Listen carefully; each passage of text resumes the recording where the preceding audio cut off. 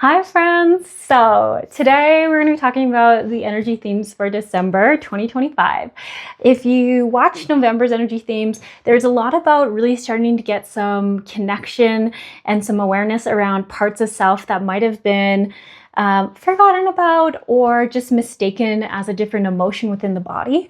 A lot of this is very similar to inner child work. It's just like a different wording behind it. So December was really cool. It was pretty on theme with following up to November's energy. It talked about getting back into the body and bringing more joy and presence into your life right now. So I actually really love it because when I was pulling cards for suggestions and advice on how you can do that, I saw so much connection with loved ones and playfulness. And it was essentially like, it's time to get out of our heads a little bit and try to get as much in the body, like doing things like skiing, for example. If you've ever done a ski run where you had to be very alert and you only had time to react to things coming in at the moment. I'm just using that as an example because I know a lot of people here ski. If you're not from somewhere where you get a lot of snow, it could just be when you had to react really quickly in a situation and you didn't have time to just overthink it. You just did it.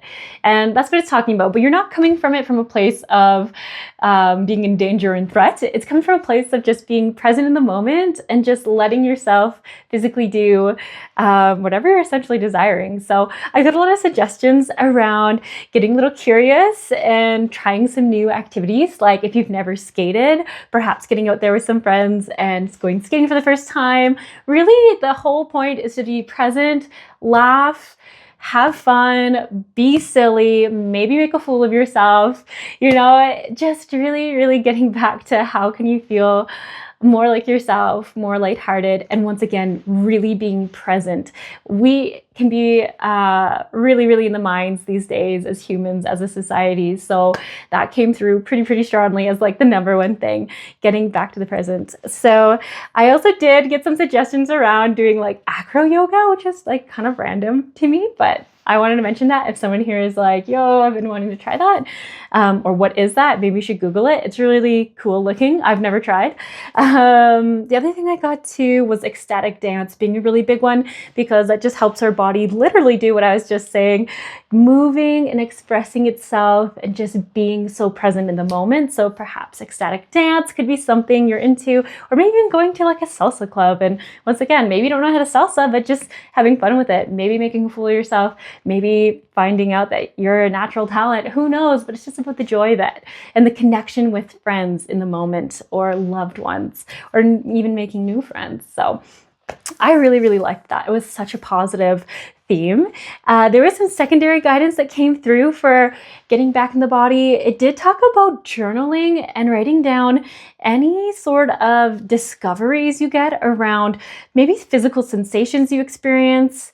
And kind of like a food diary when you're having allergies. If anyone's ever had that or had a friend who's had allergies, they'll make you like write down everything you've eaten so that you can start finding these small commonalities in when you had a certain reaction or had a certain sensation in the body and what has been consistent there every time. And it was talking about this for physical sensations around perhaps starting to get clarification about maybe some things that come up within your system when you're feeling stressed, maybe when there's like a need not being met, or perhaps when you're feeling unloved. Like it could be anything, but it did talk about how being so physically in the body, starting to observe common sensations that you might actually experience your whole life, but you've not really put a lot of observation on it to be like, what is happening every time these things are going on in my system? So another example I just want to mention here quick was an example around if you ever have like people have like tummy sensations a lot, whether it's like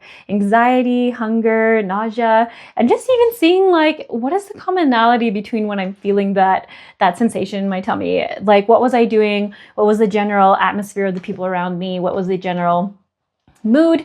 And once again, it could just even be like, why am I even doing this? But eventually maybe coming and seeing some commonalities about, maybe there was this thing that was happening.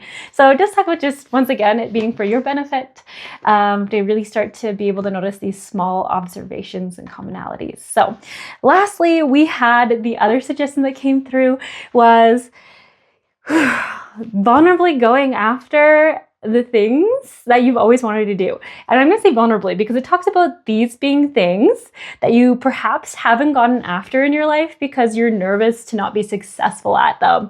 So an example I was getting is like, say, if you've never skied and you're like, oh, I wish I could ski because then I could go skiing with all my friends, but I'm too old to learn, or it would take me too long to learn it, or something like that sort. And it's saying, perhaps now's the time. Like, if not now, when? You're only going to get older. That's just how life works. What if you just try now? Give it a try this month. Only try once, try twice. Maybe you love it and you keep trying forever. But it talks about these dreams being something that actually have a lot of weight in your heart, something that you actually would really value having more in your life. And a lot of them were like physical things. So I kept thinking would be things around perhaps like wanting to change your diet or lifestyle, or learn how to do like a headstand, or perhaps learn how to do a certain dance, but just really fearing like failure. So it was talking about just taking a chance on it, and it's okay. You'll never know until you give it a try. And now's the perfect time. This month is all about being embodied, all about being present. So anyways, that is more or less what I got. I am always laughing. I'm like, apparently this was a 6-minute video. I don't even know what I talked about for 6 minutes, but thank you for listening and watching. If you are interested in seeing a more in-depth pick a card reading, there will be a link in the description box below for a pick a card specific to what you can expect for your December ahead. It might just say your month ahead, but either way, it will be in the description box below if you want a more one-on-one card reading for it. Anyways, thanks for tuning in, and I'll see you around.